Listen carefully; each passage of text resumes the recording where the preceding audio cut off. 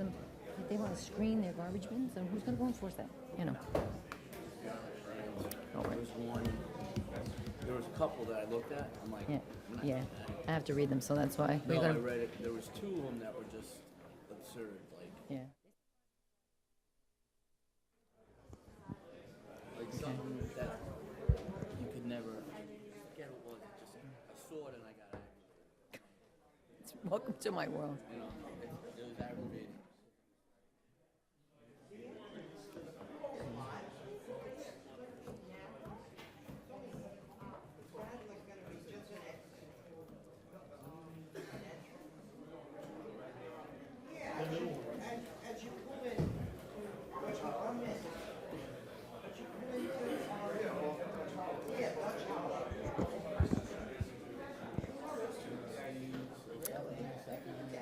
Okay, welcome everybody to the Town of Orangetown Town Board meeting of July 12th, 2022. Rosanna Sfriga on a roll call. Councilman Tom Tiffany. Here. Councilman Paul Valentine. Here. Councilman Jerry Vittori. Here. Councilman Brian Donahue. Here. Supervisor Teresa Kenny. Here, and we will start with the Pledge of Allegiance. We will have Councilman Valentine lead it for us. I pledge allegiance to the flag of the United States of America and to the republic for which it stands, one nation, under God, indivisible, with liberty and justice for all. Okay, so just a couple of announcements. One, the comprehensive plan, the public hearing for the comprehensive plan committee, so not the town board, is going to be on August 2nd, and it's virtual, right? This one's in person? Okay. I thought oh, that's right, we decided we can't do virtual anymore, right? Okay. The other thing I just want to point out for anybody who is watching, because the ones in the audience know, the parking lot at Town Hall is going to be being paved, the new parking lot, over the next couple of days. So to the extent anybody is at home and has something they have to do at Town Hall that can wait, we would urge you all to wait another week or so. Hopefully the parking lot will be done and we'll have better parking, but it's a little bit chaotic out there right now. So that's that. The other thing I'm just going to say, so we know, just on the South Nyack legislation, I think I've emailed a couple of you. We don't plan on voting tonight. We've received quite a few comments via email, some comments that were made in public. So we are going to open the hearing. You're free to speak again about it, but we are going to be carrying it over to another night to allow our attorneys and consultants and all of us to read the comments and drill down into the details of that. So, but anyway, so just wanted to let you know up front, so you don't have to panic if you think we're going to vote on it. So, okay, should we, wait, what time we have the first public hearing at? Should we open up that one? Should we open up that one, or you want to do the workshop? Yeah, let's just do the hearings. The first one is the South Nyack one. So can I get a motion to open the continuation of the hearing? Jerry Vittori move, second. Tom Denny second, all in favor? Aye. Okay. Rob, you want to add anything, or just have people speak first? No, yeah, we did receive the comments. We forwarded them to the planner, and yeah, we're going to look into addressing them. The game plan would be to put it on the August 9th, continue to the August 9th meeting to address those and have the board vote. Justin, okay. But And just- if you want to have public comment tonight, Yeah, obviously. then yeah, we absolutely, will. we'll call people open. Okay, so it is a public hearing, so you get 5 minutes. The clock is over here. We just ask that everybody respects it, because we do have 2 public hearings, and it's going to be a long night. So the first one I have to speak is Andrew Goodwillie.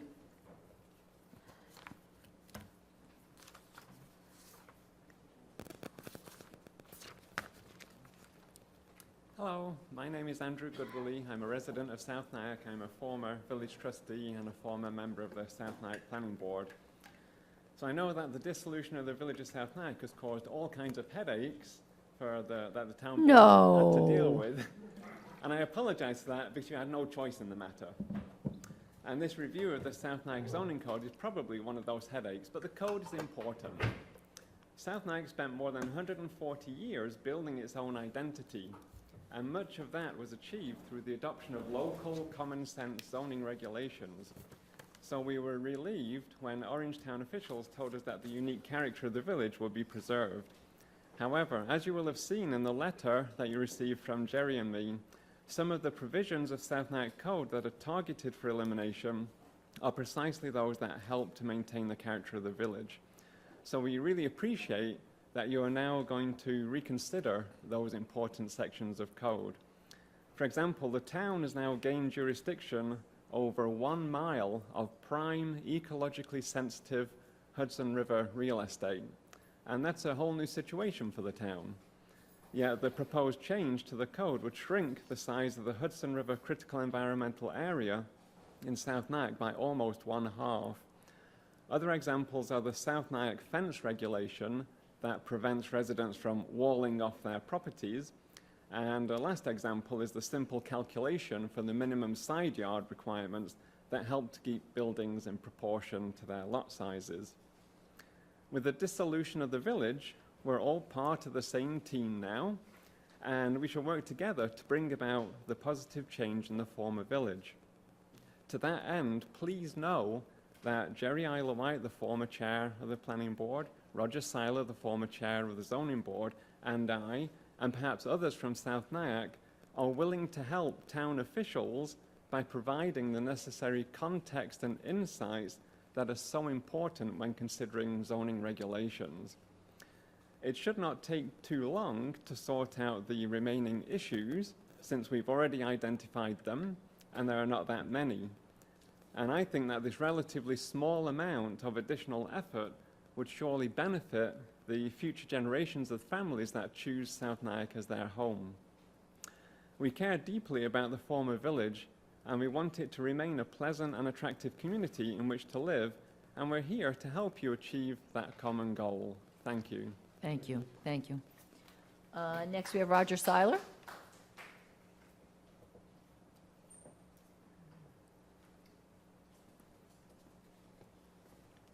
Good evening. I'm Roger Seiler of South Nyack, and I won't take much of your time. And you all have received a letter from two members of the South Nyack group, and I just want to say I agree with everything they have to say here in this letter that you all have, and I agree with what Mr. Goodwillie just had to say.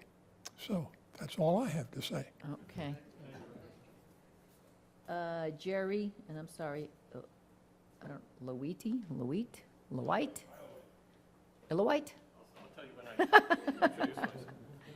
Good evening. My name is Jerry Isler-White. Oh, man, I was never going to get it right, okay. It's a tough one, I know. Thank you for letting me speak tonight. I'm also a South Nyack resident. I've been a resident for over 30 years. Over 20 of those I've served on the planning board, and I was its last chairperson for over 10 years. And I think as Mr. Goodwillie was saying, I'm not sure I can add much more to what he said, but a few things is the idea that not all of us voted for this dissolution. We understand this is a big burden on, particularly on the planning department and the planning board and such, and zoning board. And yes, we would like to help with our experience, because South Nyack is eclectic.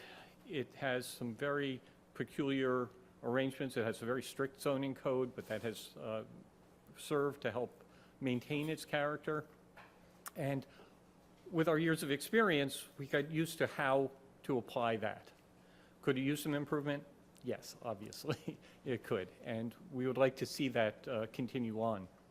And I'd say particularly because the Orangetown is now working on a new comprehensive plan.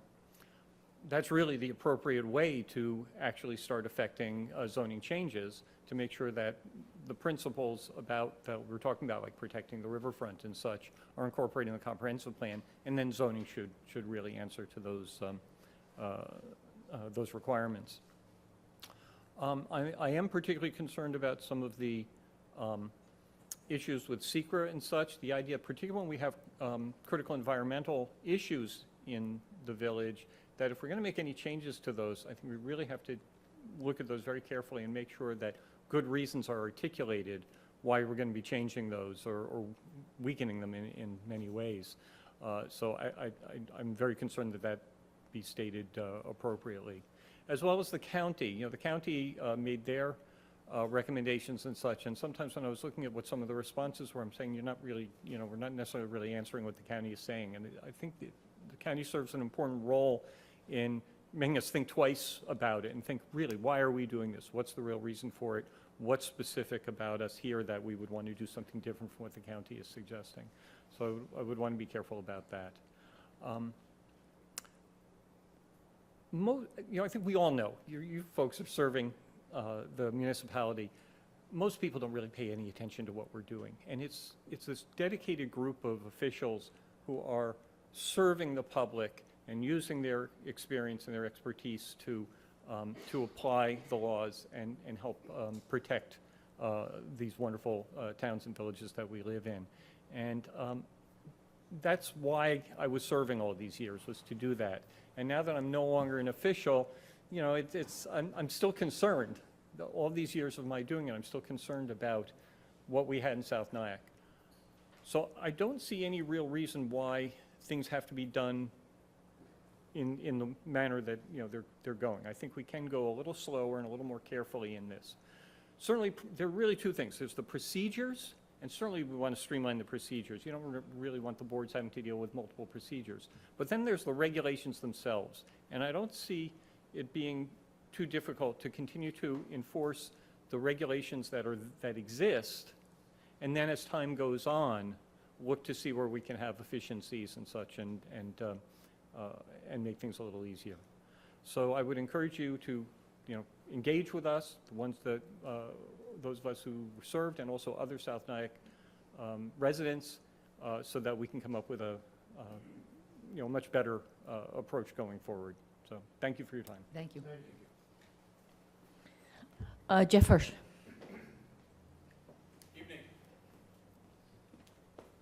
Jeffrey Hirsch, South Nyack resident, was a former zoning board member and a trustee most recently.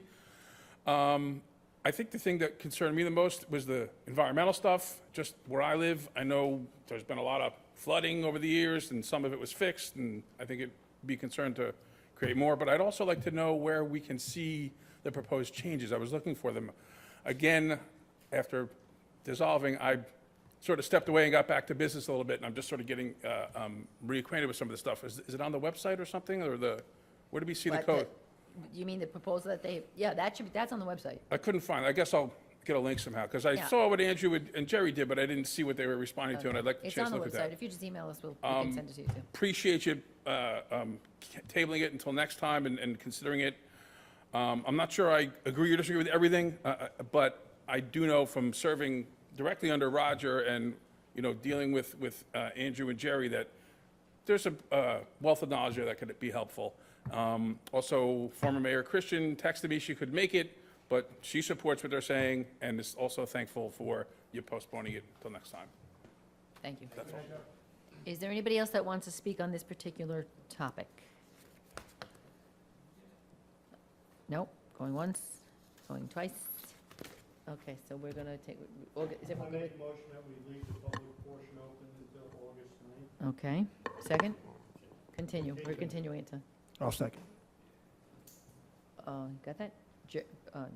All in favor? I know, it's like my kids, I call them everybody's names. Okay, so we're putting it over. I do just want, for those who don't know, the dissolution of South Nyack has been a huge project for all of us. We worked very well together with the village trustees and stuff when we were going through the process. We retained the consultant that they had hired to do the dissolution to hopefully make this process a little, more consistent. But yeah, there's bound to be always questions, whatever. So again, your comments have been taken. Jane Slavin, our director of our building department, is away this week anyway. So, between our attorney, Jane, and the consultant, they're going to be looking at your comments. If anybody has any other comments, please get them in as soon as possible so that we could kind of get this wrapped up so that we have everything by August. Thank you for your comments on it, and that will be continued to August 9th. Okay. Next public hearing is another continuation of a public hearing from June 9th, and this involves the proposed zone change to the Gatto Lane property. Can I get a motion to open the public hearing? Tom Divany, second. Jerry Bottari, all in favor? Aye. Okay, so I think we're going to start with the applicant wants to make a presentation, I believe? Yes. Yeah, you looked at me like you weren't sure. I was like,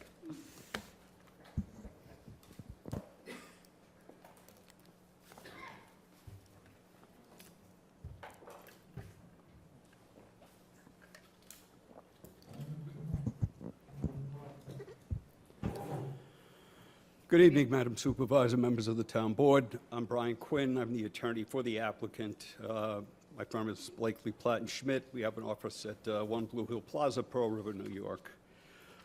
This matter has been on for a couple of hearings already. We've gotten a lot of comments. We've heard some people voice some concerns and raise certain issues. It's been going on for a little bit of time now, and so thought we would prepare a little PowerPoint presentation, go through the whole project, give you another overview without belaboring the point further. But I think our presentation will address hopefully all of the issues that have been raised by both town board members and by our neighbors and the public. So we'll start. Okay.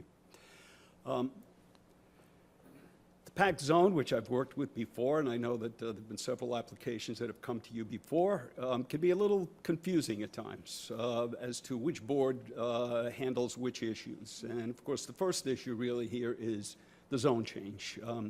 Property is presently R40.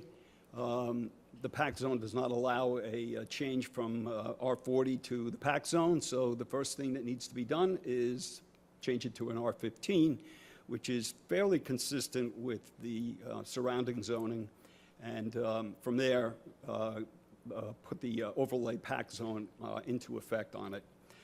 Originally, there were 40 units proposed. We got some feedback. We were asked to reduce it. Toll took a hard look at it.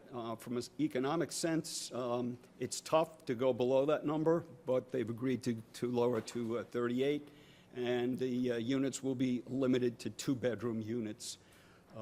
And that is compliant with the density allowed in the R15 PAC overlay. There have been some concerns raised about 3 bedrooms, or, at one point at the last meeting, somebody from the public mentioned 4 bedrooms. And just, of course, the town board, when and if they approve this zone change, will impose a requirement that it not exceed 2 bedrooms. So. And that will be really, as long as the project is in existence. They can't go above that. There'll be a subsequent slide. There is a lot of demand these days for office space. Pandemic has changed a lot of things.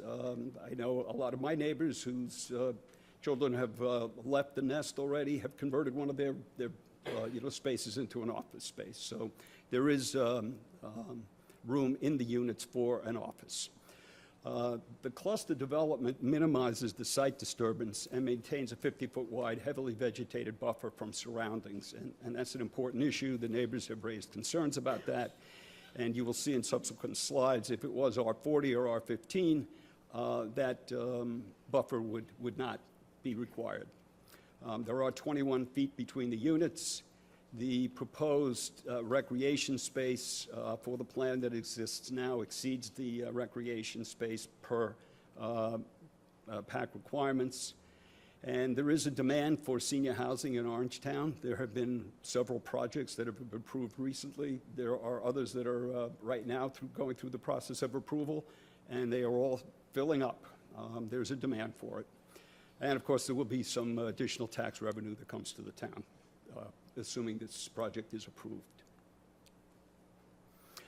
The zoning is currently zoned R40, as I mentioned. The 16 acres of immediately adjacent property to the east is R15. There's roughly about 37 homes there. So the zone change really would be consistent with surrounding areas. In the town's comprehensive plan, one of the 6 primary goals is to help facilitate the variety of housing options for an increasing senior population. Purports that zoning for adult housing for 55+ should be increased to approximately 8 dwelling units per acre. And this will respond to the need for this type of housing, lesser impacts on traffic, community facilities, school-age children, et cetera. The April 25, 2022 draft land use and zoning recommendations states R40. There are 4 isolated R40 zoning districts nestled within higher density residential districts. These isolated R40 zones, which consist of 3 or fewer parcels, could be rezoned to conform with the immediate adjacent zoning district to increase consistency in the zoning regulations. Zoning, R40, use table by right. Right now, the property is zoned R40. So what could be done there, assuming that the PAC zone that we've applied for is not approved? It could be single-family residential housing. Your zoning code also allows as of right agricultural operations, nurseries, orchards, and storage of manure, churches, and similar houses of worship, libraries, community buildings, public parks and playgrounds, schools, including religious instruction, telephone exchanges, ambulance stations, governmental offices, and garages. Those are all of the R40 uses allowed by right. So somebody could purchase the property and come in and apply for one of those other things as well, too. Those are And the- Brian, real quick, do you know, I think I saw it in the petition, but is it 9 single-family houses if it was to, do you know the number? Would be the next slide, I Oh, think. sorry. But thank you. And by the way, if you have any questions as we're going through it, please feel free to interrupt me, because we're trying to hit on all of the issues and concerns that have been raised. R40, 2, 4, 6, 8, 9 potential houses. We submitted that as Exhibit F as part of the town petition for the zone change when we first submitted back in December of 2020. It allows for 9 new lots, full development of site. There would be no required buffers there from existing residential properties. So I know the neighbors are always concerned about change. What's going to happen to my property? If it was developed under R40, potentially they would lose all of the buffer. The PAC zone does require a buffer, which will be maintained, and we're not asking for any variance with respect to the buffer. R15, submitted also as Exhibit F as part of the town petition we submitted back in December 2020. That would allow for 19 new lots. Again, the full development of the site would not require any buffers. We actually believe that this would be more invasive of the property, more development, less buffers, and I think it would be a little bit more of a concern with respect to the development of the site. The PAC zone would be done with townhouses, which would be clustered. So there would be a preservation of more open space that way. Senior housing regulation, and this is your code. The development would be limited to 55 and older. Typically, you require a covenant that is recorded with the property that states nobody over 55 can live there. That is regulated by the town through the approval conditions. We would also envision a formation of an HOA, a homeowners association, through incorporation documents, which would specify that and require the residents abide by that as well, too. The age restrictions carries with the property in perpetuity. If there was a request to change that, it would have to be an application, which would require public hearing and the approval of this town board. We do not envision ever doing that. We anticipate that it will stay there in perpetuity. Data from comparable age-restricted communities prove that no children will be entering into the school district, and the only buyers will be over 55, okay, which at my age seems pretty young these days. Analysis, fiscal. This represents significantly higher real property tax revenues than currently realized by vacant land status, or even if developed as single family without increasing the school population. It does not impact the school population. 46% of Rockland households headed by those 55 plus, 32% of Orangetown is 55 plus and growing. So the demand is there and will continue in the future. Screening and buffer, I've already said this, but I'd like to re-emphasize it because I know how important it is. There will be 50-foot wide, heavily vegetated buffer from surrounding areas. There's a 100-foot setback to the buildings. Buffers and setbacks would be diminished in traditional R15 and R40 development scenarios.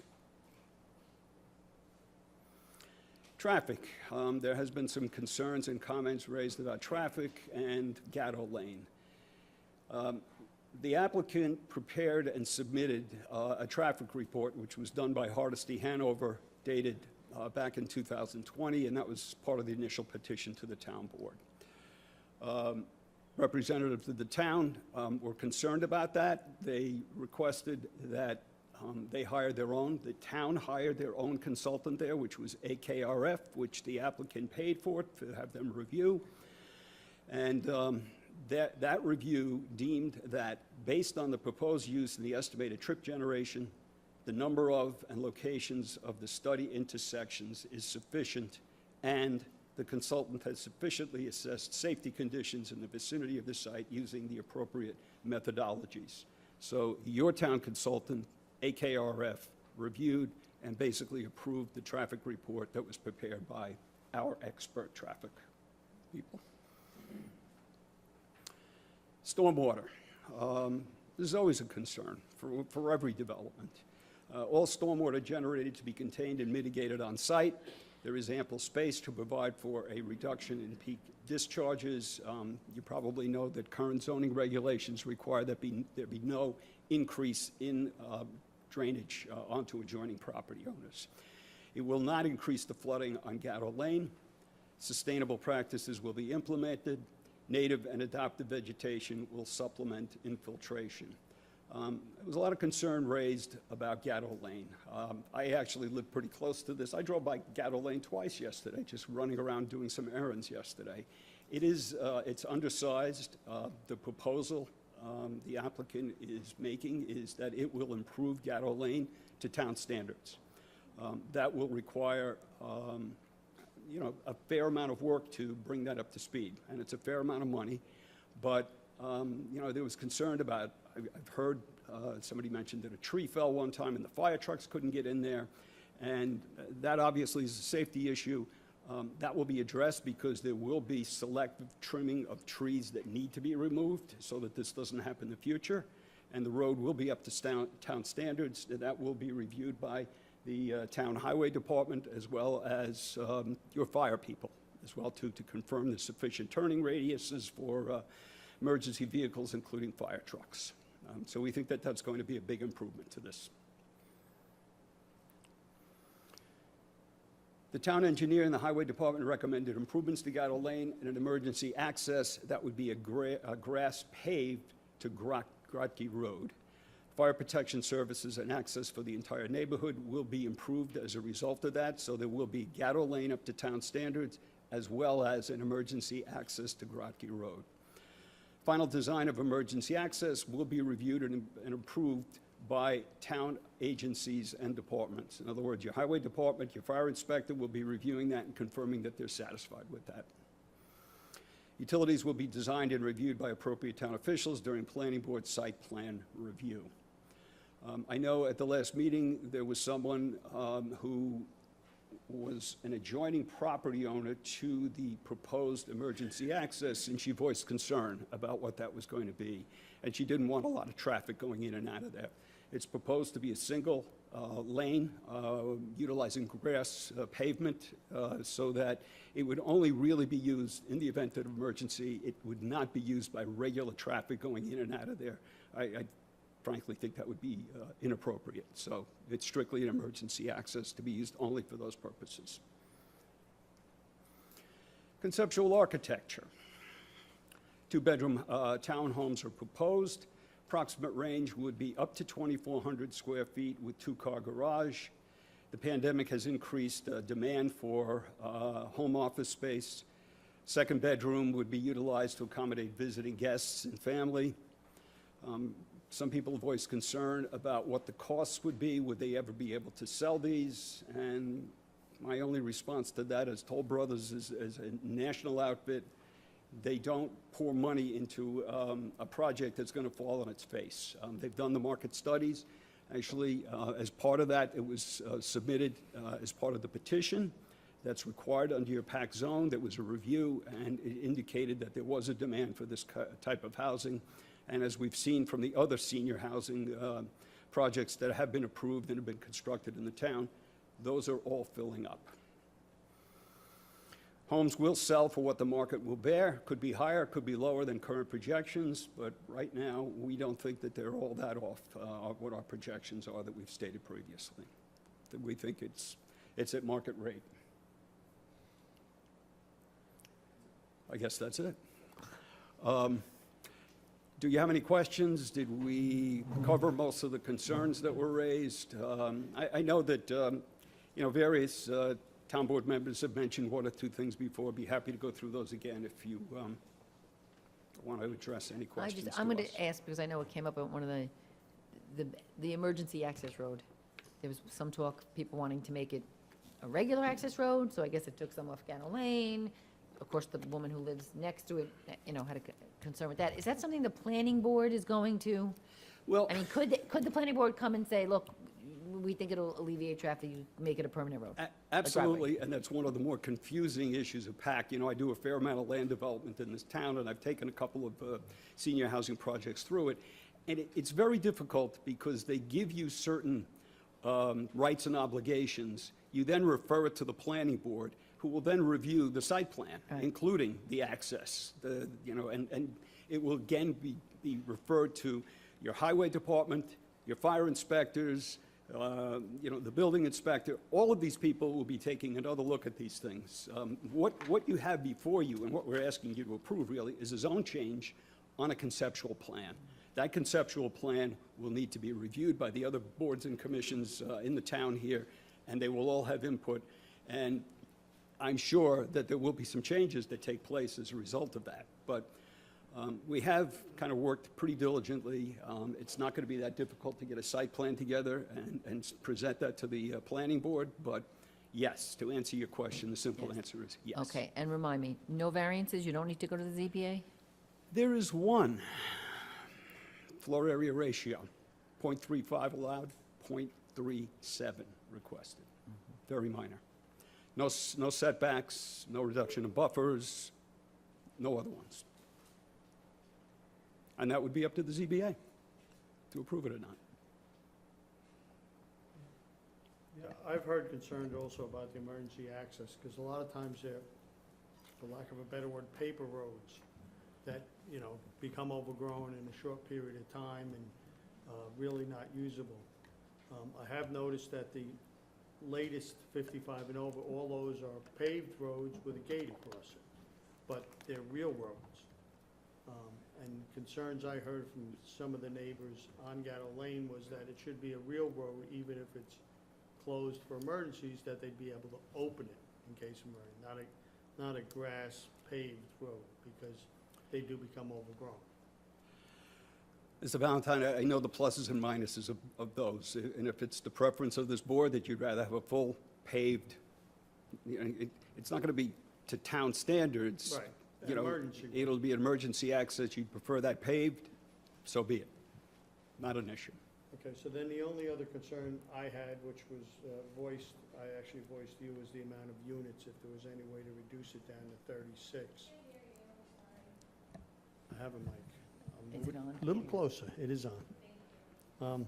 The only other concern I had was the amount of units, and I had voiced concerns asking if there was a feasible way of dropping it down to 36 from the 38 now requested. I know you did, the applicant originally asked for 40, but if we went to 36, it seems like we could possibly eliminate one building and add some more amenities for open space. So that was the only concern I had, and we had talked about it with my fellow board members. I know that was discussed at length, Mr. Valentine. The PAC zone does allow for 40 units. We got some feedback, and I believe we stated at the last public meeting that we would agree to go down to 38, but that was a hard and fast number that we couldn't go below because you reach a tipping point where economically it's not going to work. And that was the response that we got when we asked that question to go down to 36 of our client.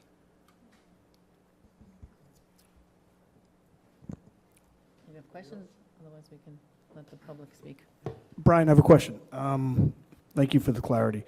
If it's my backyard, am I going to be able to see the structure, the building itself, or is it going to be blocked off by shrubbery and whatnot? Well, the intent is to keep the existing trees and vegetation there.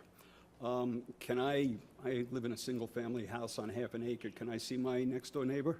Absolutely, particularly in the winter. I'm not in a position to comment with any certainty as to what people will see. But your PAC zone does require that there be these buffers, and it's our intent to leave the screening there to the maximum extent that we can. Thank you. And just on the process, just to address a couple of the issues actually the supervisor brought up.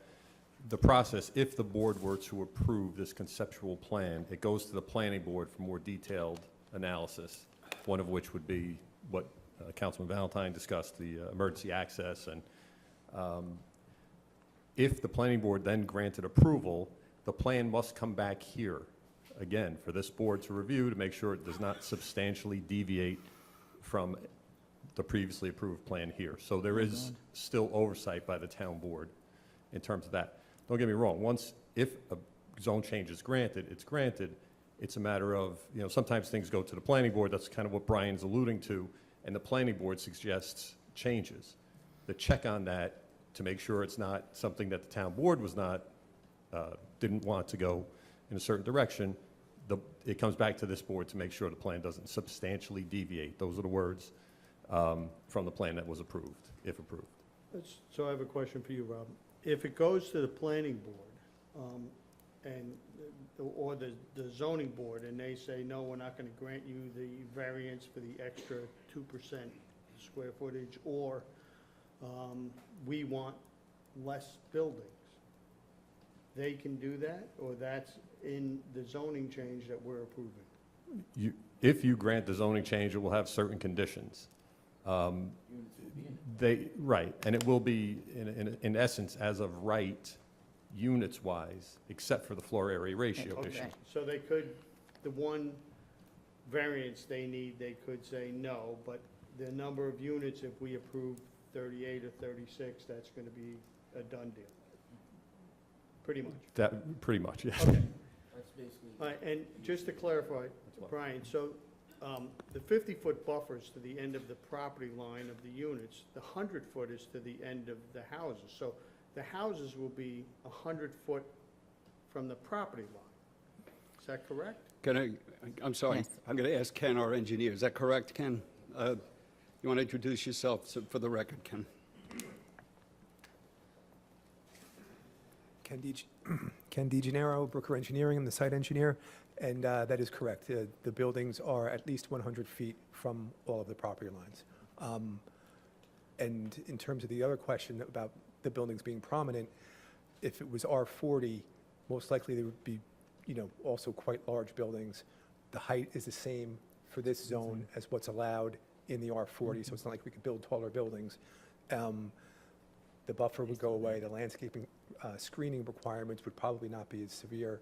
So I think, quite honestly, R40 buildings would be more prominent from the neighbors.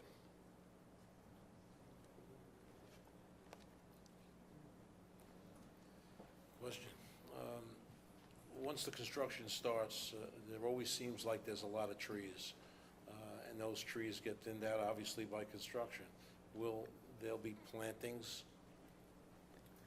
Yes, so a detailed planting plan will be prepared. We certainly don't want to cut down trees just to plant new trees.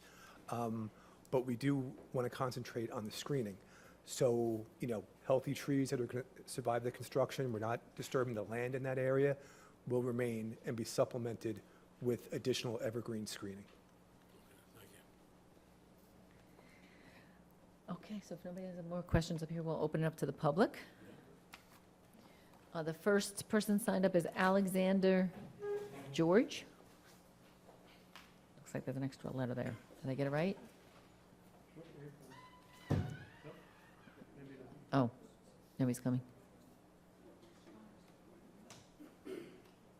No? Is no? Okay. Mary? Okay. Oh, boy, okay. Jibin Daniel? Jibin Daniel? Okay. Pat Burchu. They sound up, it said South Nyack, so I'm not sure if they really meant to be for this one, okay. Kara Kissel? Kaja Kissel? Last name is Kissel? Oh, Lana, okay, sorry about that. Actually, I'm not her, but she sent a letter that she wanted to be read into the Okay, record. so just all if you- right, 'cause she's away. We still, just if you mind just saying your name for the record. Sure, that's I'm fine. Jane Myron, and I'm next on the list. Oh, okay. And Okay, well, I just have to tell you, you don't get to speak twice. Okay, that's Okay. fine. She has, the letter's very short. Okay. Okay? All right, it's, good evening, my name is Lana Kissel. I am unable to attend tonight's meeting, but wanted to address the board. My neighbor Jane Myron agreed to present this for my husband Vincent Kissel and myself. I have lived on Gatto Lane for 45 years. I am looking forward to this new over 55 community the Toll Brothers are expecting to develop. When we moved to Gatto Lane, we were young, as many of the homeowners on Gatto Lane are now. My husband and I completely approve of this development and are looking forward, excuse me, to putting our names on the list of prospective buyers. As senior citizens, we are looking forward to a home with less maintenance while remaining in our neighborhood. It is our hope that the number of units the Toll Brothers presented would be reduced. In addition, the proposed emergency road, which is an extension of Highland Avenue, shown on Toll Brothers' map as Grotke, should be a functioning permanent exit and entrance to the Toll property. This would alleviate any congestion on Gatto Lane, since this property could be accessed from the north. All right, so that is her statement to you. Okay, thank you. We've been on Gatto Lane for 45 years, as we said. We've seen a lot of Mr. Lane trying to sell this property and develop it. The point at this point is that something is going to be built there regardless of what happens, whatever we think. We would rather know what is coming than not know what is coming. As Mr. Quinn pointed out, he said that the fire trucks could not get into Gatto Lane. Well, the actual thing is that the fire truck got stuck on Gatto Lane because they could not get out. And that could happen again with that being a very narrow road, which is why it is very important to have the emergency exit road being a full-time use road. And I don't understand, what do you mean by grass pavement? What is? Yeah, he'll just, no, why don't you finish your statement, and then we'll have a... Just, We can answer that for you. okay, thank you. Okay. I'm glad to hear that the planning board can also make changes after this step in the process. And as I said, I would rather know what is coming than what isn't coming. Because as you pointed out in your presentation, as of right, am I saying that correct? Yes. As of right purposes are many. Yes. And not something that we can control. So that's it. Thank you very much. Thank you, thank you. Next, I have Susan Silverman. Oh, you want to answer now? Okay, hold on, Susan. It was just a question about. Okay, yeah, go ahead. I thought we'd do it at the end, but that's fine. So the Grasscrete product, there's a couple different brands out there. It's not full pavement. A lot of times you see, like in the parking lot by Lowe's, a lot of times you see, I'll give you an example, in the parking lot at Lowe's, if you're familiar with that development, at Lowe's, right where you enter the trail that goes over 303, and they have all the mulch, and pallets there, that's Grasscrete. That kind of works okay. It supports the weight of a fire truck. In theory, the grass is supposed to be able to grow through the concrete, the concrete octagons. There's holes in the middle. There's newer products that you can utilize where the grass grows through much better. It's a plastic grate almost, and it works very well, can support the load of a fire truck, and it looks completely like grass. Now, maintenance of that does become, and snowplow removal does become an issue. So we really have no preference, and that's something that we would work with the planning board to, and the town engineering department and highway department to select the product. Okay, Susan Silverman?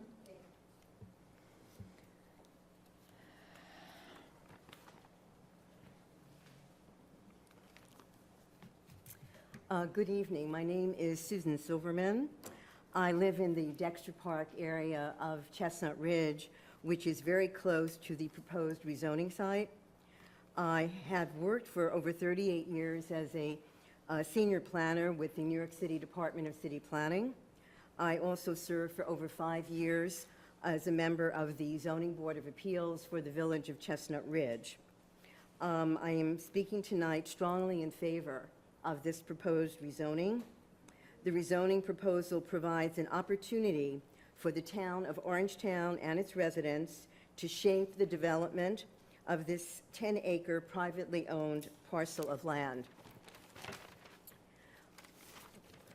The required site plan review and approval by Orangetown officials, as well as the input from concerned residents, can impact how the proposed residential development will look and function, including the siting of dwelling units on the site, landscaping, exterior lighting, parking, and traffic circulation, as well as the final number of dwelling units.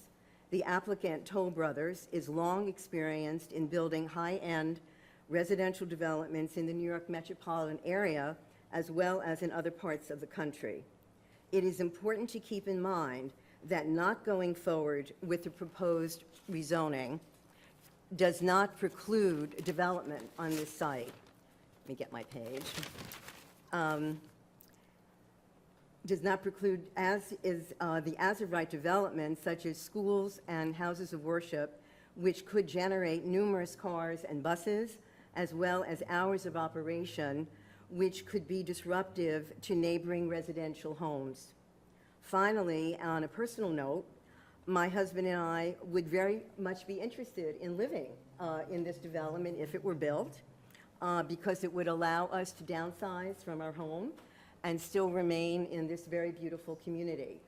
And we also have friends who are aware of this proposal, and they feel similarly to how we do, that it would give them an option for other types of housing for my friends that would make it easy for them to stay in the community. So on that note, I thank you very much for listening to me, and have a good evening. Thank you. Thank you. Next, we have Joan Johnson.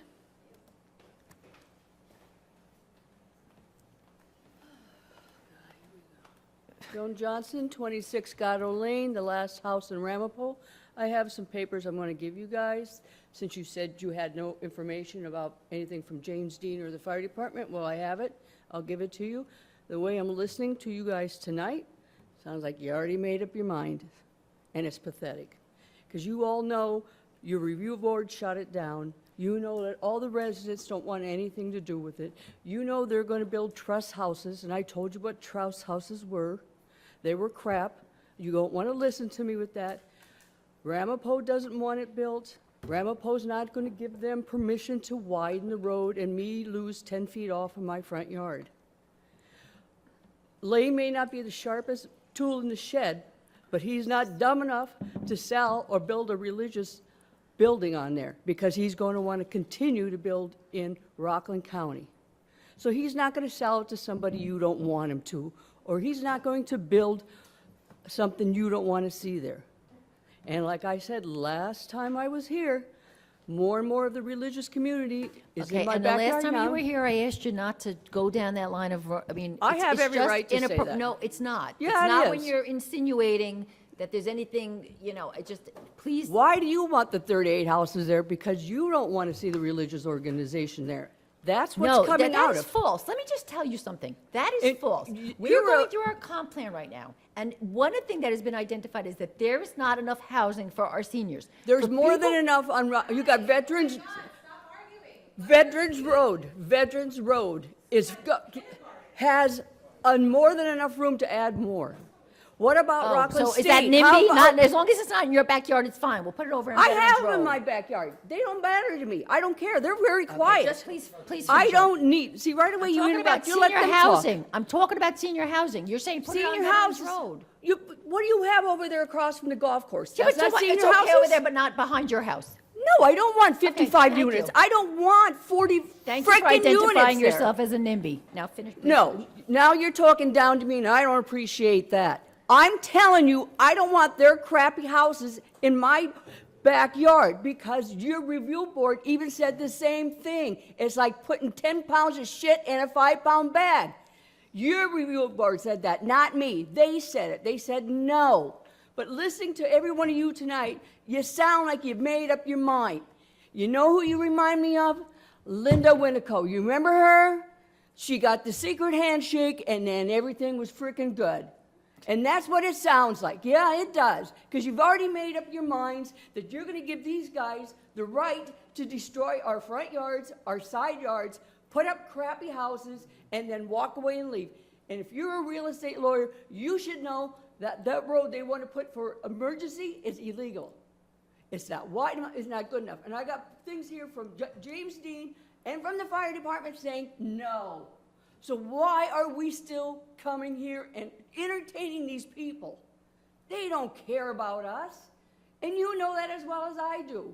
And like I said before, when the people come and they start seeing strollers being pushed down the street, how many of these houses do you think they're going to sell? Because right now, the 5 houses that are on Gatto, 2 are already sold. I'm in one. The 4th one is for sale now. And once that lady across the street, they come knock on her door. She's 80. She's moving. So Ramapo's not going to approve widening of the road. You're not going to get it. It's going to be the group of people that they didn't want to see down at their park on Veterans living next to them. They're not going to buy the houses. Just get it in your head. It's not going to happen. And you're going to overpopulate that area right there, and it doesn't need it. There's more than enough room in other areas where you're not taking a dead-end street and turning it into a circus. There's too much traffic on it now. And you're not going to be able to get, like it says, fire trucks on there, and they're going to give you the song and dance, whatever you want to hear. They're going to tell you, and they're going to feed it to you. But every time I listen to you guys, you're sounding more and more ready to do that. Yeah, guys, let's go. Screw Gatto Lane. And it's pathetic because a lot of people have lived there for a long time. And like I said, Mr. Lane isn't going to turn around and sell to somebody that you don't want him to because he's going to want to do a lot more business in Rockland County. So just use that and think of other people besides these people right here who, after they leave right now, could give a rat's ass about any of them. Give it to everyone because you said you didn't have it last time I was here. Oh, that's very nice. Thank you. That's very, very good. Thank you. Just throw it aside. Is there anybody else who'd like to speak that hasn't had a chance to speak on this issue? The gentleman right in the blue shirt. Mr. Johnson, round 2. Oh, I think I skipped Mr. Randolph F. Johnson, 26 Gatto Lane, Pearl River, New York. Again, they're here presenting the nice schmooze. They've done it hundreds of times all over the country. You have to think, why do they want that piece of parcel so bad? Why do they persist on constantly coming here, and after they're allowed to speak endlessly, they can tell all the fake proposals they want to do? Again, the line is get in, get it up, get out, and get the bonus. They couldn't care what the area looks like or smells like or drains like as long as they're gone and the bonuses are there. It's residential housing. Trying to call it R15 are just glorified apartments and condos. There's nowhere for the water to go. There's nowhere for the traffic to go. And it has to go through Chestnut Ridge, which doesn't care for it. There is no way in and no way out, and they just keep schmoozing you and endless verbal, whatever you want to call it. And, you know, it should just be over and done with. Here we are, still going on and on. It's residential zoning. It's 1 acre for a reason. Mr. Lane bought it knowing what he was getting into. He knew the limitations of the land. He couldn't develop it, so now he wants to try to sell it to the Toll Brothers, and they have a good, forceful team. And they're here to wear us out and beat us down and have you say, yes, go ahead. But we don't want that. We don't want that legacy left behind on Gatto Lane. Unless you do. It's up to you, Madam Supervisor. Thank you. I'm sorry, I skipped Robert Arturi.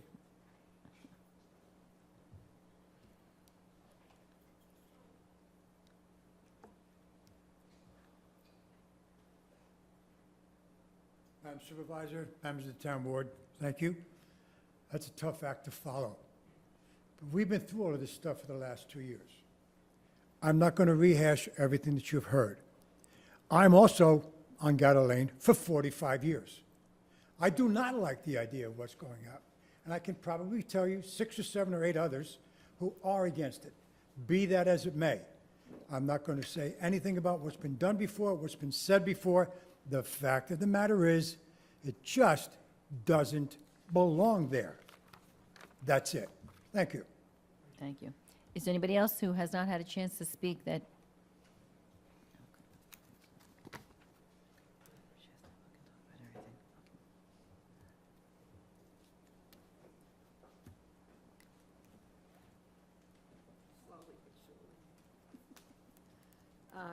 Do you mind if I put that down?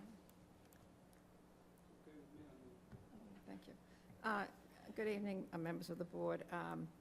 I'm really a little confused because today I was opened up my iPad and I was found a memo that Booker Engineers comment. It's dated July 21st, but it's responding to a memo that Chestnut Ridge sent on June 3rd, 2022. And I believe this gentleman here is from Booker Engineering? Yes. Pardon? Well, that's what I'm confused. It reads, on the iPad, it's dated July 21st, 2021. It's written to the town board, and it's your comments that you sent to Chestnut Ridge dated June 3rd, 2022. So something is wrong somewhere, but anyway. Well, I mean, there's several letters. I don't know, maybe it's a previous letter. All the letters there. Anyway, your comments I found very interesting because there are many comments in there, and one of them says, all traffic will end, it's a letter that actually says this project shouldn't happen. Anyway, part 1, all traffic will enter and exit the Chestnut Ridge Street, affecting the Chestnut Ridge residents. Even eminent domain might be possible on a property. Item number 2, the project is out of scale and incompatible with the surrounding area, which is currently R15. Point number 3, Gatto Lane is not wide enough to handle the additional traffic, but it will have to be made wider if the project is approved. There are other points in your letter that actually, aren't very positive. But anyway, these are my comments. I really disagree with the idea that when you build 38 units, that you're leaving the trees up. I don't think so. The trees have to come down to allow the buildings to be built in that space. If you put homes up, homeowners will put up trees, fences, and bushes, therefore having a more natural type of a landscape. Just my opinion. If the project is approved, it will be spot zoning. It's a spot zoning project. And not only can it changes from R40 or R80 to MR15 or MR4, as they used to call them years ago, to a PAC zone, which opens the door for all R40 or R80 zones to be changed to all so-called PAC zones. A very dangerous precedent is going to occur tonight if this particular project is approved. So any residents listening to this meeting tonight, and if you live in an R40 zone or an R80 zone, you should be very alarmed. Mr. Lane has the right to develop this property under the present zone. Nobody objects. They object because the project will affect their quality of life and with higher structures abutting them. They have every right to be concerned about this, and widening of the road and the possibility of flooding. In fact, in the letter you have there, you actually mentioned you wanted to make sure that there was a certain flooding map included. I left that one out, but you must have those letters. One would like a positive outcomes when it comes to a zone change. If there are any, please say them. I also request that all comments from Booker Engineering and all land use boards, from the Rockland County Planning Board down to our local boards, be read out tonight prior to any vote. Every single piece of article read out, because That's not going to tonight, happen. well, it Fir- should First of all, I happen. don't even know if there's going to be a vote tonight, but it's Okay. all part of our backup record. Yeah, We're but not, the I mean, there's people- the multiple public letters. should know it. We The would be public there should for a know very it. long The time. and if you want to know it, it's your opportunity to go to the planning board in town and pull out the paperwork and read it. I did it It's many right on the years in website, so past. anyone can find it right on the town I did it website. many years in the past, believe me, it's very important to make copies. Let me see, what did I write over here? I was talking about the trees. Individual homes will definitely allow for much prettier landscaping. And in fact, where I live in Palisades, down the road from me in Norwood, where I have many clients doing design work for them, they built 36 years ago when I started my business, they built a beautiful adult community townhouses. The landscaping, this tone of the buildings is magnificent. I looked at that, it looked like white shingles with a little black trim. Nothing impressive, I have to tell you. I don't like being negative, but it doesn't win me over. You know, in her defense. Thank you. They should have showed this picture. Okay.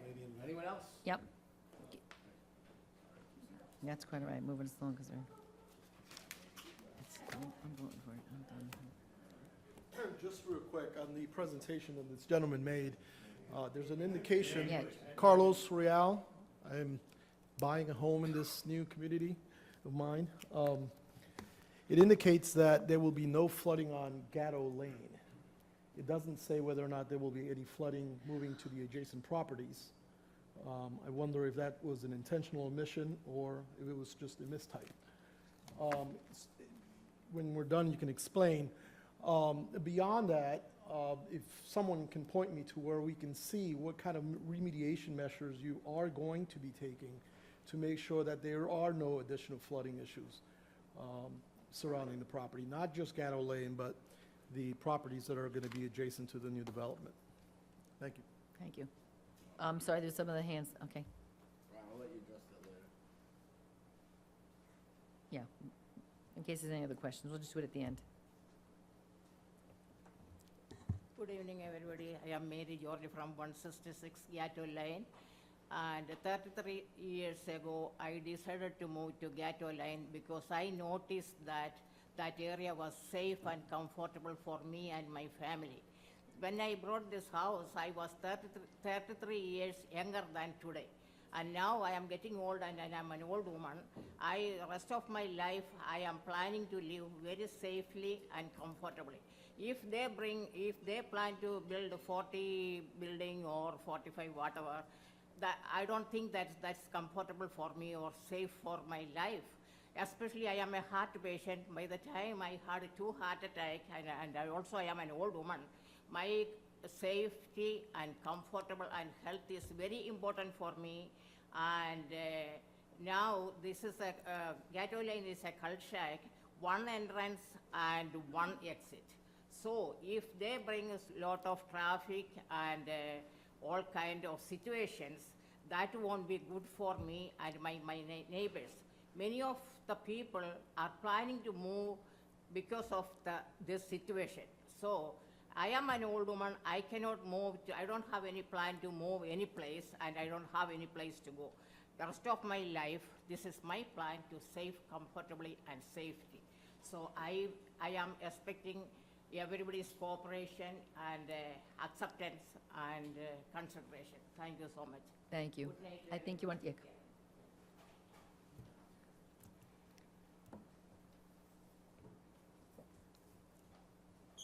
Jen Falzone, and I live on Gatto Lane. One of the things that I wanted to bring up, and maybe I was a little confused about it, was the data regarding PAC housing and no children living there. I'm under the impression that if someone is 55 and does have a child, that there is the ability for that child to live with them in this housing. No. I think under certain circumstances, Yeah, if they're, I believe if a disabled, if yeah, somebody has a disabled or some disabled certain, it's adult like child. limited exceptions. Okay. Because that's the one thing that I had concerns about too, is they keep talking about no children, no school buses, things of that nature, more money for the surrounding areas in the school, but that might not be 100% true, and I just wanted to bring that up. Another thing, I know they brought up having 9 houses on Gatto Lane, there would be no buffers. I mean, that's everywhere. Your fence is what separates someone's house from another house, so, I mean, that's not a big deal. But 9 cars versus 38 cars, or maybe more, that's a big deal on our narrow road. A road that has a lot of dips and holes, it's not paved properly at all. A road that has a lot of flooding. There's also a well there. I'm not sure if you guys are familiar with that.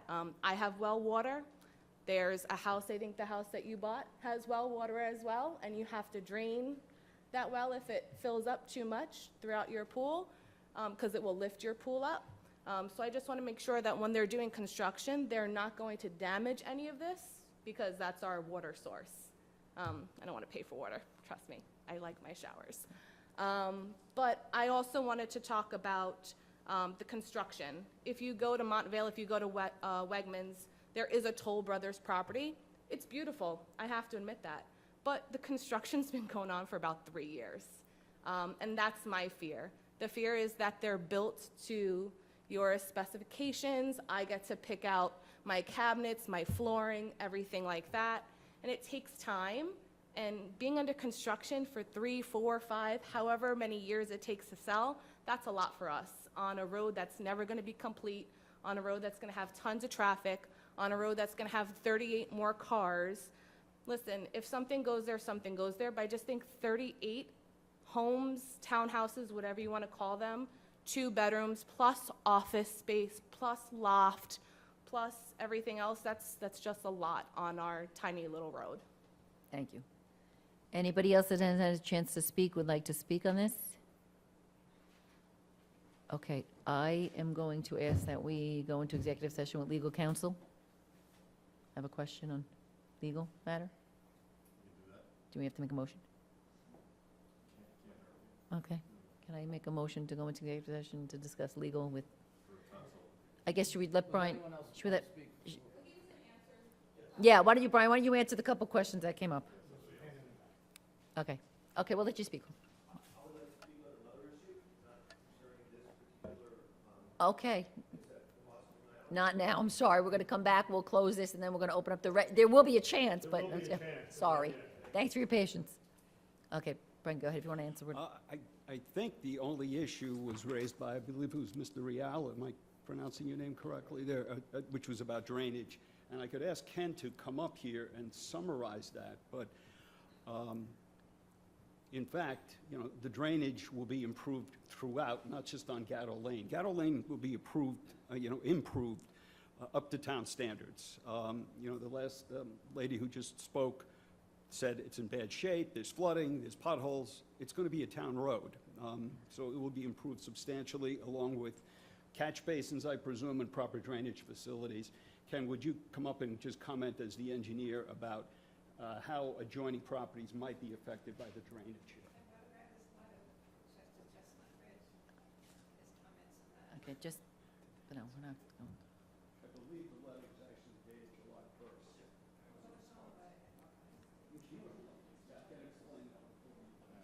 Okay. Okay, with respect to the drainage, there were reports that of areas of Gatto Lane that do flood. So when we design the widening, I'll work with the town to address as best as we can any existing, drainage situations where maybe the road overtops. So that's the historical, knowledge is certainly very important, when we're redesigning that road. So that's one thing. The other thing is in terms of the overall stormwater detention that's required in a project like this. And there would be a stormwater management system that would store the increases in peak runoff rates that occur from the road and the new impervious areas. The good thing about this project, I know, it's often been called overdevelopment, but there's a lot of space on this parcel to put in the stormwater facilities that are going to store the peaks, gradually release it downstream, and, the site is not an island. You're not obligated to store all your stormwater runoff within your parcel. Drainage has a natural pattern. You just can't increase it off your property. So that would be designed, we can do that during the planning board process.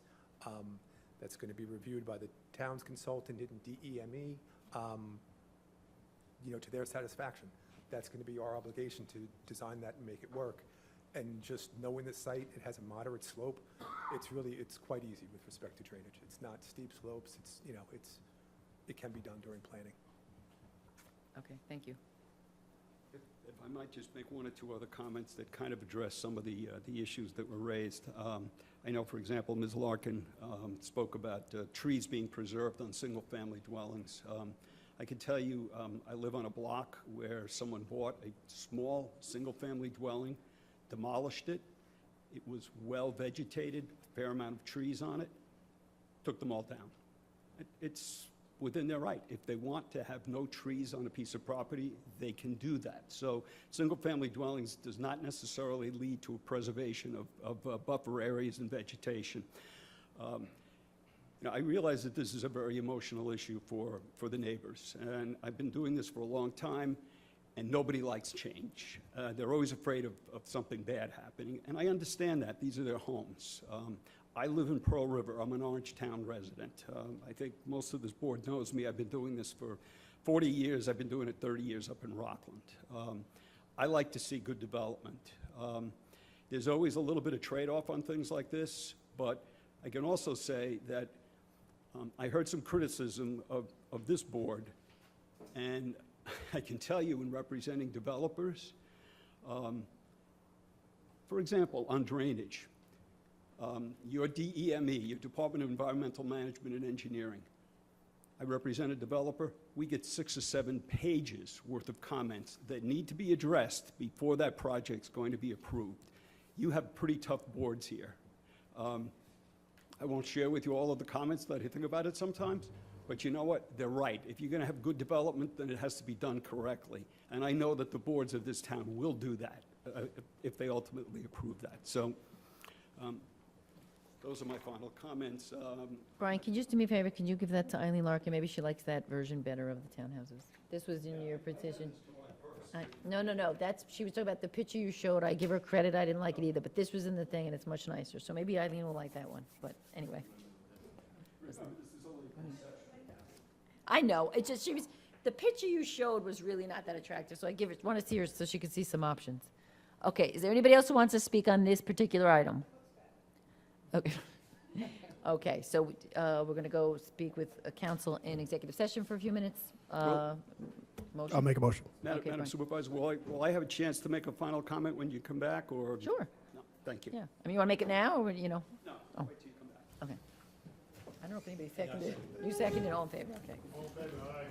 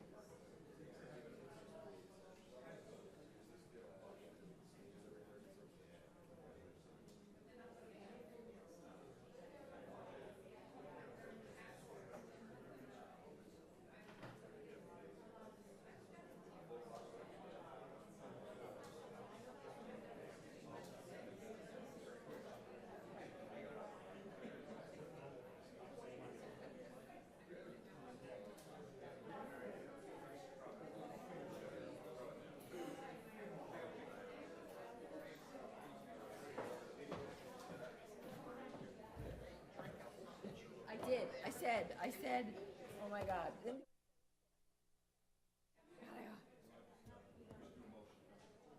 Okay.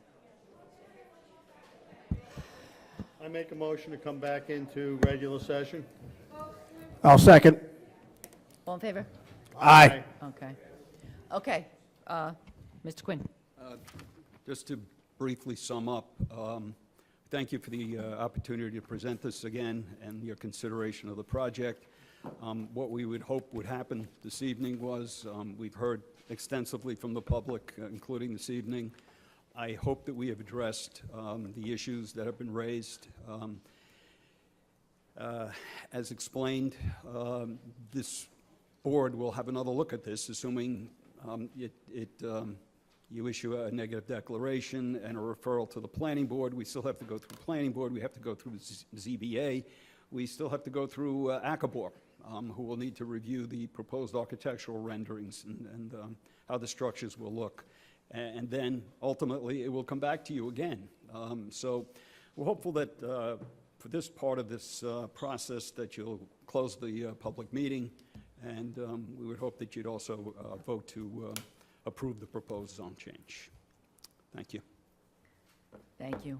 I'll open it up to the board here. Okay, I'll go first. Well, in general, I think this is a great plan for this area.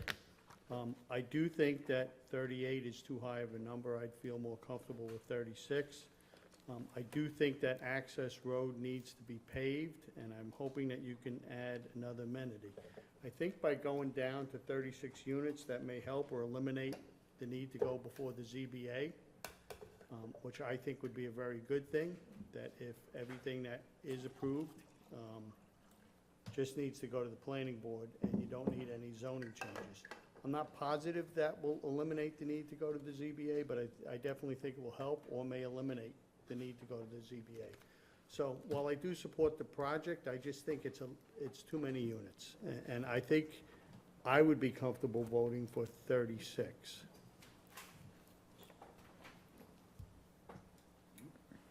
I'm in agreement with Paul, but I'd like to see some amenities, either bocce ball court or pickleball, yep.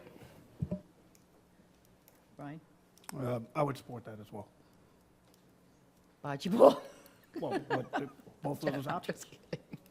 I'm just kidding. I'd rather, I agree. I think that the 38 is too many. I think that, I don't know what would be right, but 36 seems like it would probably be a good compromise, so I could support it 36. Okay, so what I'm hearing is that there's support for 36. Obviously, the applicant has told us that's not something we're not asking you to tell us on the spot, needless to say. So what I think we should do is put this over, leave the public hearing open, put it over. The applicant's either, entitled to submit an amended plan at 36, or they can withdraw their plan at 38, or anything in between, really, for that matter. But my take is that, there's 5 of us up here who would support 36. I'm just going to say that every one of us makes these decisions, we take it very serious. No one's up here, making these decisions lightly. There's a lot of reasons I support it. Like I said before, I think there is absolutely a need for this type of housing. Our comp planners have said it, that our seniors are staying in place because they don't have anywhere to go. The rentals over on Veteran Park are like, there's a list for them. People are looking for places. I think it's a needed housing. I think the cluster housing is actually better for the neighbors. It leaves more open space for them. I don't know if they realize it, but between the 50 feet in their backyard and the 100 feet to the building, it's 150 feet between the two properties, whereas with a single-family house, it would only be 100. For people to come up here and insult us and, call me Linda Windecow, I've been called a lot of things. I've been called a lot of things, but that was the first. Doesn't help anything, because everyone up here takes this very serious. This project's been around for a long time, we've seen different variations of it. So to say that, you know, it was predetermined is almost silly, but anyway.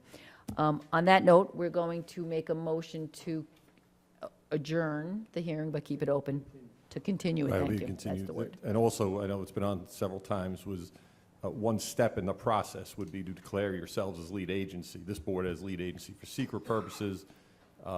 That's a proposed resolution that's on there. It would be appropriate, you've already circulated the documents, and it would just be a declaration, it's part of the process. Again, it's not a vote to approve it, it's just, Right, that'd be after this, so we're going to adjourn and then we take another vote. that's fine, yes, that's fine. Okay, did we come up with a date?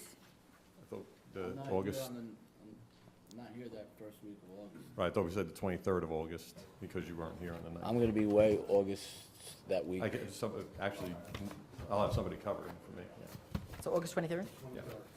Can we get it on for the next meeting, which I think is 26th? July 26th? I'm here. Well, if That the- we can, if there's, The issue was if the applicant was going to submit a plan with 36, we don't know. And if you have time to prepare it, get it to the board, I mean, it could be continued to the 26th if you submit such a plan and then continue comfortable thereafter. But So if you're if you're comfortable with that the date, we can, 26th, we just didn't know if so it was too short. Ken, you could, assuming that the 36 get approved at our end, could you do the plan by then? Okay, so we're going to put it over till we're going to continue it. continue it to the 26th. It really depends on when we get the plan so that it can be Right. appropriately, published and put out there, so.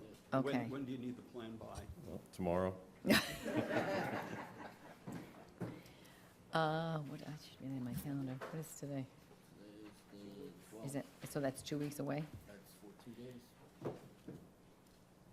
I mean, I'd like to say at least a week. Again, it can a be week, continued right? there if it's not enough time. If we don't get it till the Friday before, continue it it again, can right. be continued. We'll open and close. So it'd be to continue it till July 23rd at 7:05. 26th. I'm sorry, 26th. I was We'll thinking April. continue to July, I make a motion, we continue the public hearing till July 26th at 7:05. I'll second that, Paul. All in favor? Aye. Thank you. Thank you. That was painful. Right. So I think we should, You that might as gentleman's well been, vote on that since it's kind of part of the public hearing. You can move. what's it, you want to do About the? Declaration of lead agency. You want to do it now, or you want to do it at the end? Okay, so let's just quickly on this, and these people are waiting here to talk on something else. Okay, you have a motion, we're making a motion to On declare number ourselves. 7, Oh, it's declaration on the of lead agenda. agency. So we make that motion on Okay, number we're 7. we're jumping to number 7 real quick. This is declaring ourselves lead agency. Can I get a motion? I'll make a motion. A second? Jerry, a second, all in favor? Aye. Okay. Do you want us to open the regular public comment, because we have people that are waiting? Okay, okay, can I get a motion to open the public comment portion? I'll make a motion. Okay, Jerry Batari moved. Second? Who All in said- favor, said aye. Aye, okay. Aye. Okay, so I have a Ann Putko from Piermont. You've been sitting there so patiently.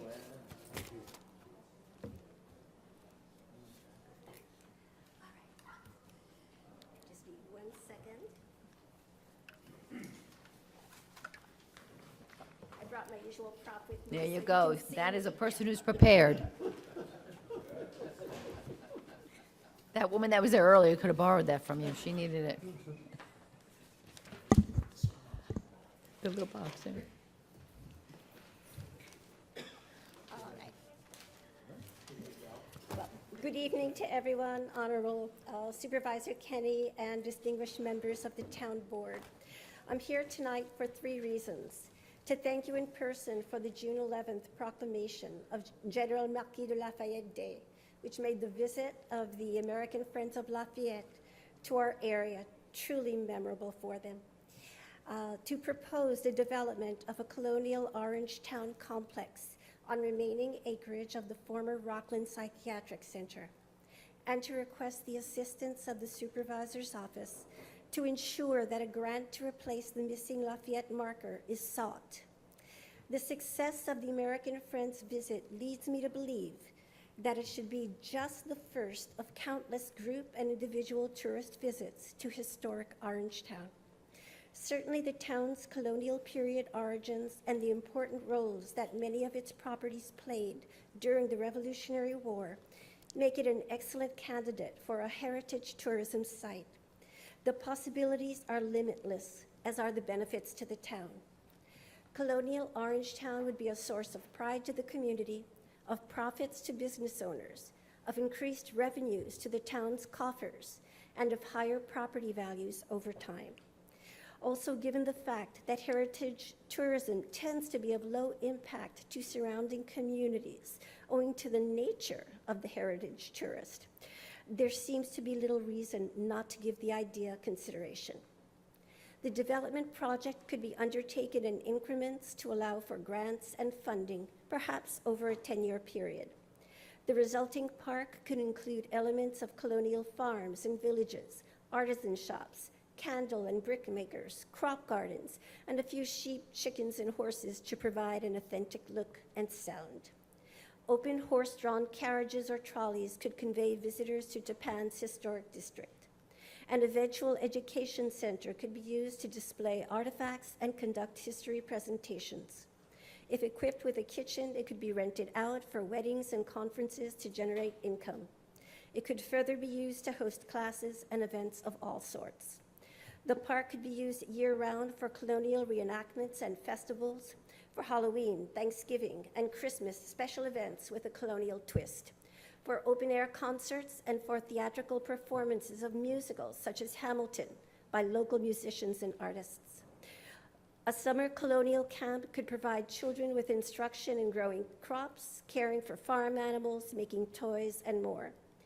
The boys and girls could play the games that children of their age played in 1776.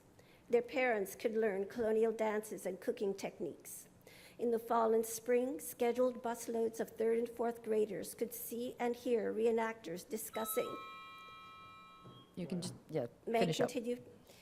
Discussing the Orangetown resolutions and speak to General Washington and his troops at their 1782 encampment. I hope that I've provided you with sufficient food for thought on the matter to enable you to consider whether to move forward with a feasibility study and to establish a town committee that will help with the research and eventual planning of a colonial Orangetown. The committee will need historians, civil engineers, tourism experts, and others from various disciplines over time to provide their expertise on specific elements of the project to the board. While the scope of the project is large, I believe that many Orangetown residents would be glad to donate their time and effort to help take the idea from concept to reality. And in closing, I wish to thank you for any consideration that you may give to Colonial Orangetown. But before departing, I will ask the board for its assistance with regard to the Lafayette marker. After all, the placement and dedication of a new marker would be a wonderful way to kick off a heritage tourism project. Thank you. Thank you so much Thank for your you. time. And thank you for your patience. Jeff Hirsch.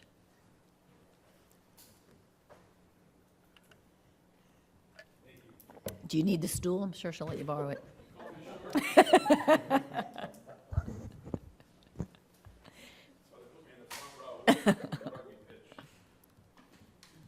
Interesting.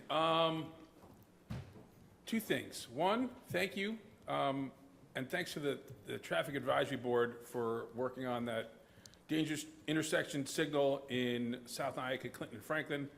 I think I gave a little update because I walked there and it looks like they did, and I'm gonna give it to you again, they did get a little pedestrian interval. So when the light changes, somebody can walk before getting run over. That's a start. There's still more work to be done.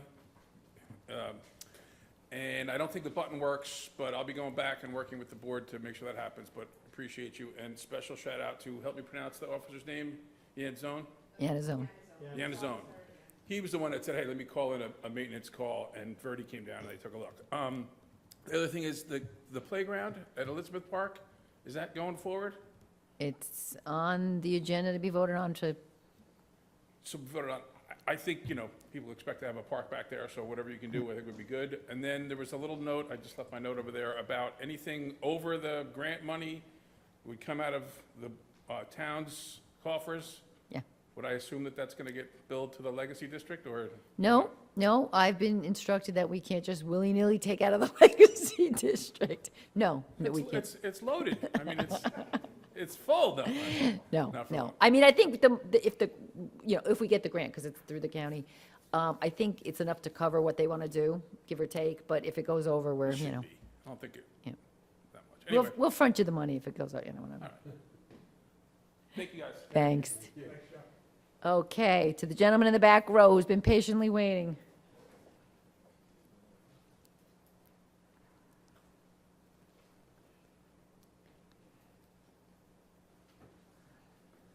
Good evening. My concerns tonight have to do with the building department and. Yeah, I'm sorry, could you say your name for the record? Oh, I'm sorry, my That's name is Dennis Fox. I live at 14 Horntuck Road in Palisades. And my concerns have to do with the building department and the permitting process for renovation.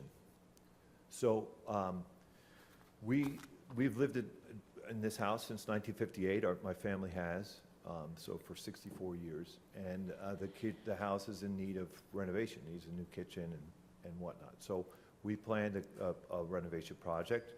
And this project was limited to the interior of the house, no additions, no variances, no nothing. It was just all interior work. We're going to do a kitchen, and in order to accommodate the kitchen work, we had to do some work to the living room.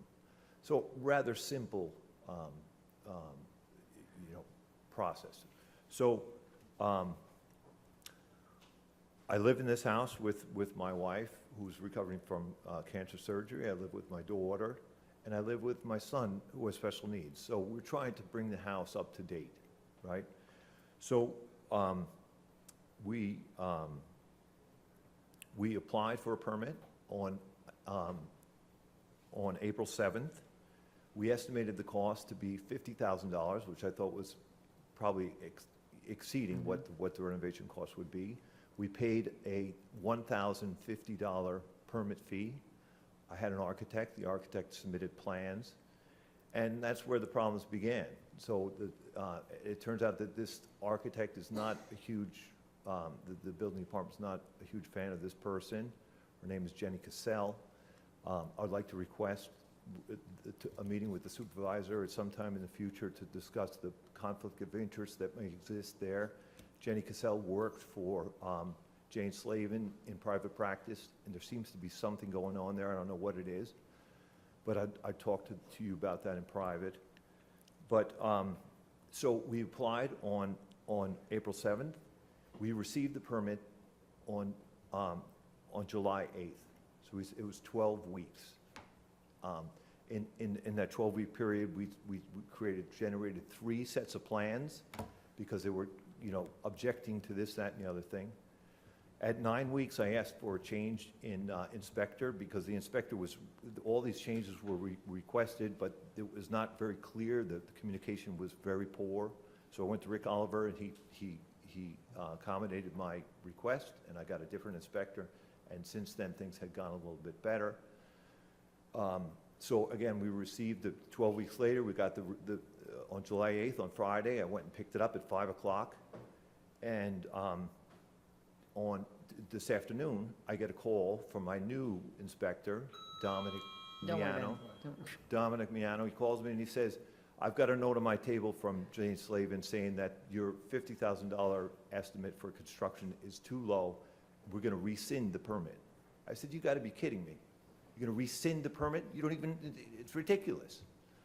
So, so that was it. That was the last straw. I mean, here I am. I mean, Eileen Lark has been my neighbor for 50 years, and all we're trying to do is bring this house up to date. We're not building any additions or anything.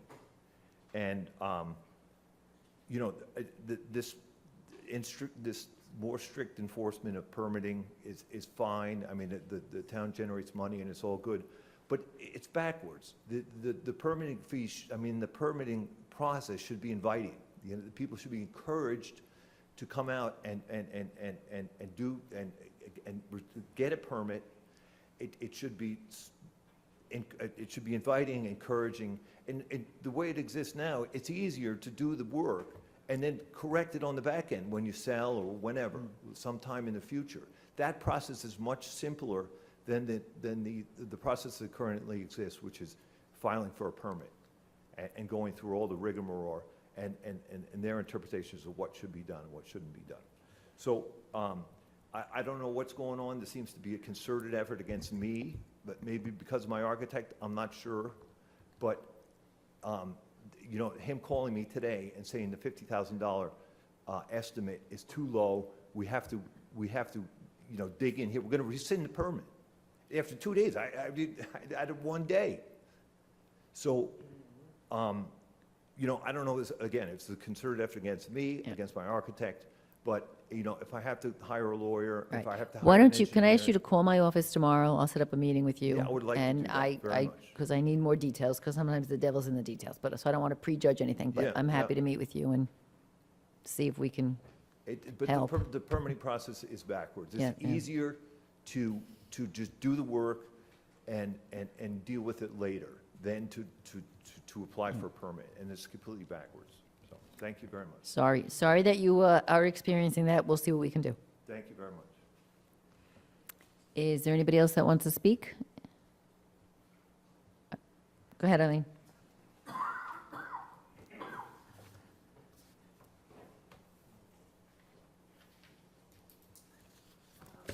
Well, first of all, I'd like to thank you for trying to reduce the speed on Route 340 from the Spark Hill, I guess, south towards Palisades. That should help a lot. I don't know what it'd be reduced to, but from 45 Yeah, to... the state, we have to give permission to the state to Yeah, do it, so yeah. we're giving the permission, it's on them to Yeah, do it. State road, okay, perfect. I'm going to be very dramatic. You know how I love the map.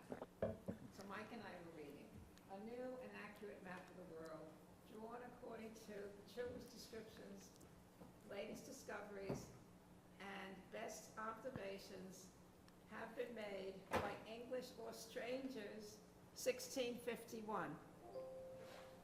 It's done by the National Geographic Society.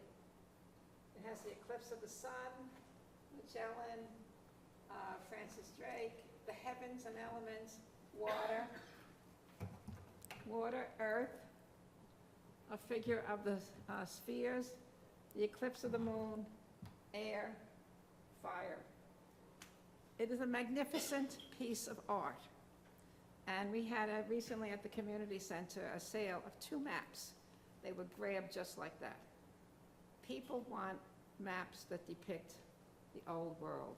So all I suggest is that you get a knife, you cut along the sheetrock, cut it out, and frame it with a black frame, and move it somewhere. It is an exquisite map.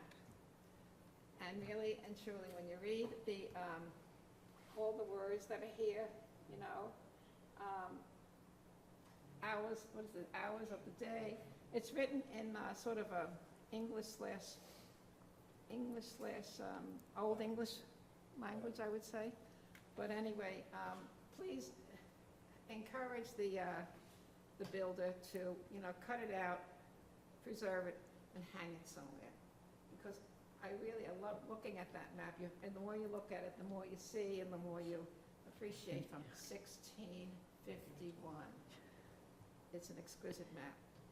But anyway, that's about it. And I hope everybody's having a good summer.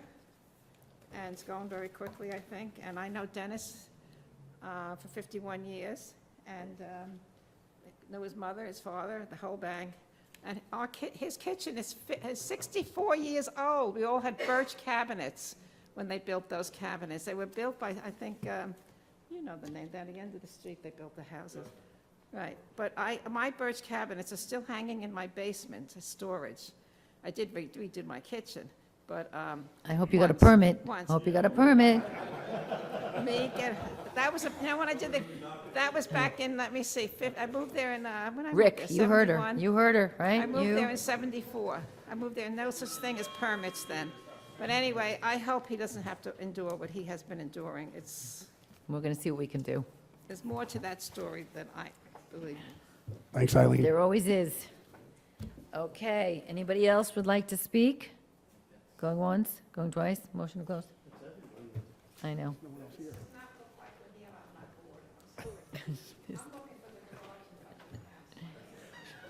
I'm sorry. I'll make a motion. Brian made a motion, second? I'll second. Okay, all in favor? Aye. Okay. Okay, so we should just vote, right, on this stuff? Yeah, you don't have to workshop, you can do Okay, each we one did. We're as up you go. to 8. Okay, so number 8 is the authorizing the grant application for Rockland Resilient Recreation Grant Program to get money for the Elizabeth Street Playground. Who's voting for it? I mean, can I get a motion? Number 8. No, you don't have to workshop it, you can talk about it now if you want to talk before you vote. No, there's nobody here. Oh. Okay. I'm making a motion. I'm making a motion to approve number 8. All right, I'll second that. Okay. On a roll call? Okay, you voting for no? Okay, all in favor? Aye. Okay. Number 9, authorize submission of an application to apply for a New York State Department of Environmental Conservation, long night, separate storm sewer MS mapping grant. Sounds really exciting.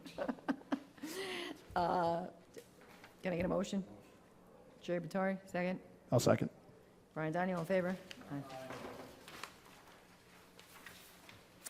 Aye. Number 10, approve stipulation of settlement related to an employee personnel matter.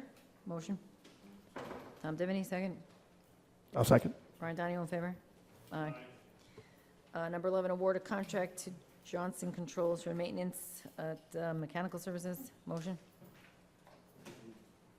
Tom Divany, second. Paul Valentine, all in favor? Aye. Number 12, accept with regret the retirement of Frank Luciano after 33 years of service with the town, effective July 7th, so he's gone. Jerry Batari, move, second. I'll second. Brian Donnie, all in favor? Aye. Number 13, approve the installation of a street light outside the Orangetown Soccer Complex parking lot entrance. Motion? I'll make a This is motion. recommendation to the Traffic Advisory Board. Okay. I'll make a motion. Brian Donnie, move? I mean, motion. Second. Jerry Batari, all in favor? Number 14 is a memorializing request for a speed limit reduction on Route 340, and it identifies where they're talking about. This is, we have to tell the state, and again, the state can either do it or tell us, go scratch, but we have to give them permission. They may. Go ahead. Can we add to this the passing zone by the Little League field? They're actually, they agreed to get rid of it. Oh, great, thank you, thank you. All right. That's our ACE Traffic Advisory Board clerk on the job. Okay. Tom Devine, move, second. I'll second. Brian Donnie, all in favor? Aye. 15, lend assistance to the 2022 Sons of Italy Italian Fest for September 16th through September 19th. I'll make a motion. I think it's the 8th to the 11th. The dates are wrong? Yeah, it's the 8th to the 11th. Oh, that's funny, I saw, how did that happen? That was last year. They got special passes to go to the GAA with me the other night. Okay, so, as corrected, okay, so wait, Paul moved it and Jerry seconded, all in favor? Aye. Okay, accept, receive, file documents at the town clerk's office, we got the minutes, we have deeds, and we have some agreements, motion. Tom, do you move, second? I'll second. Brian Donnie, all in favor? Okay. Voucher, yeah, make it quick, we got a long night.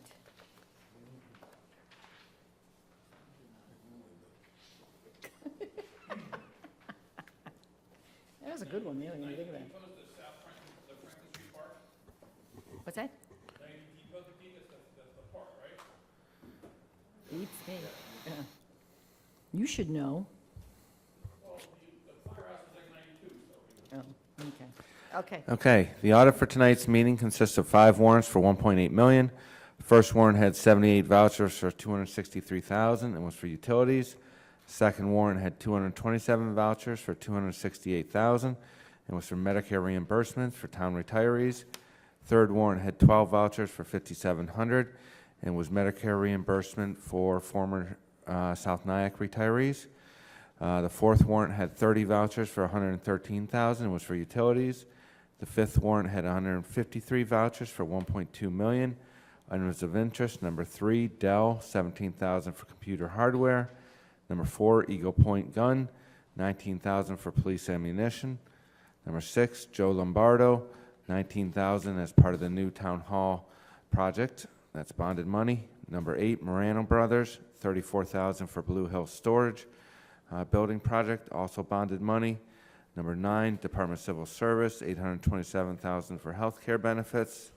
Number 11, Sport Tech Acrylics, $33,000 for crack repairs, and that's from the Park Trust. And number 13, Tilcon, $44,000 for highway materials. Any questions on the audit? Any questions? Okay, motion to accept the audit? Jerry, all in favor? You got that? 1, Aye. 2? Yeah, okay. Okay, so we do need to go into executive session to discuss the matters relating to employment and the proposed acquisition, sale, lease of real property when it might affect the value. Motion going to executive, oh, I'm sorry. We're going to adjourn in memory of Joseph Galligan, a resident of Pearl River, and Walter McLaughlin. Oh, that's an addition. He wasn't on there. Jerry asked me to put him on. Walter McLaughlin.